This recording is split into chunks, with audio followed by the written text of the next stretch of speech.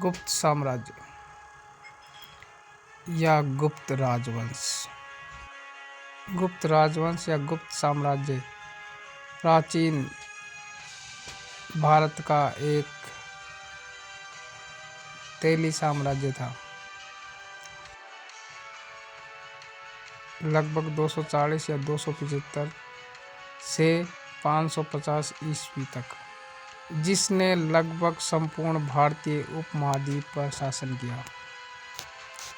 इतिहासकारों द्वारा इस अवधि को भारत का स्वर्ण युग माना जाता है।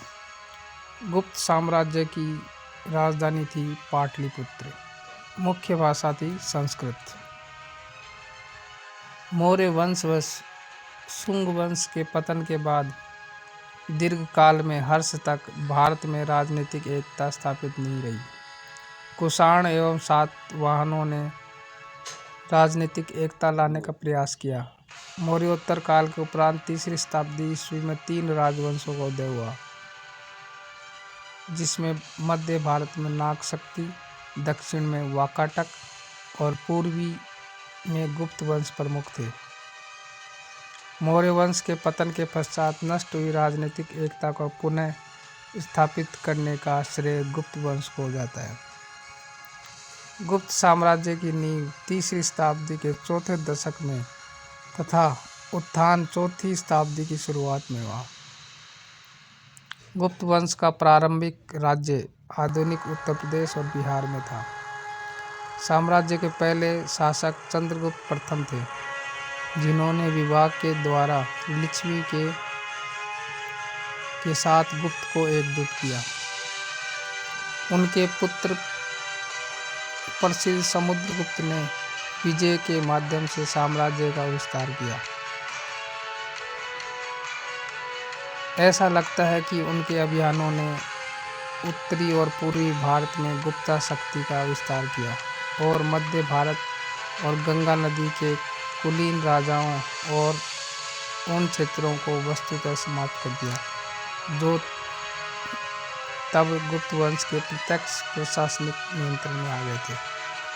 साम्राज्य के तीसरे शासक चंद्रगुप्त द्वितीय या विक्रमादित्य, शौर्य का सूर्य, उज्जैन तक साम्राज्य का विस्तार करने के लिए मनाया गया, लेकिन उनका शासनकाल सैन्य विजय की तुलना में सांस्कृतिक और बौद्धिक उपलब्धियों से अधिक जुड़ा हुआ था। उनके उत्तराधिकारी कुमारगुप्त, स्कंदगुप्त और अन्य ने धुनास पर आक्रमण के बाद साम्राज्य के क्रमिक निधन को देखा। छठी शताब्दी के मध्य तक जब राजवंश का अंत हुआ तो राज्य एक छोटे आकार में घट गया था। गुप्त साम्राज्य का उदय तीसरी शताब्दी के अंत में प्रयाग के निकट कौशाम्बी में हुआ। जिस प्राचीनतम गुप्त राजा के बारे में पता चला वो हैं श्रीगुप्त। हालांकि प्रभावती गुप्त के पूना ताम्रपत्र अभिलेख में इसे आदिराज कहकर संबोधित किया गया है।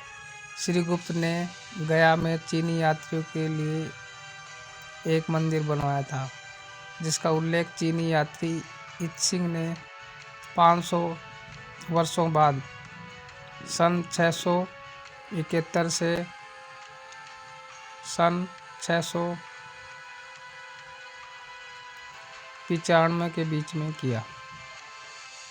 पुराणों में ये कहा गया है कि आरंभिक गुप्त राजाओं का साम्राज्य गंगा, द्रोणी, प्रयाग, साकेत तथा मगध में फैला था।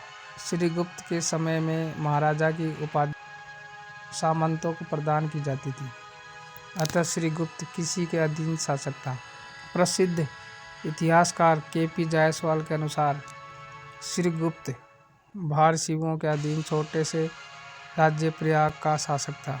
चीनी यात्री इत्सिंग के अनुसार मगध के मृग शिखावन में एक मंदिर का निर्माण करवाया गया था तथा मंदिर के व्यय में 24 गांव को दान दिए गए थे।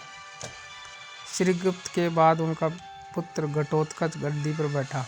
280 से 320 ईस्वी साम्राज्य का शासक बना रहा। गुप्ता के पूना और रिद्धपुर ताम्रपत्र अभिलेखों में घटोत्कच को गुप्त वंश का प्रथम राजा बताया गया है। इसका राज्य संभवतः मगध के आसपास तक ही सीमित था। ये था वीडियो गुप्त वंश पर।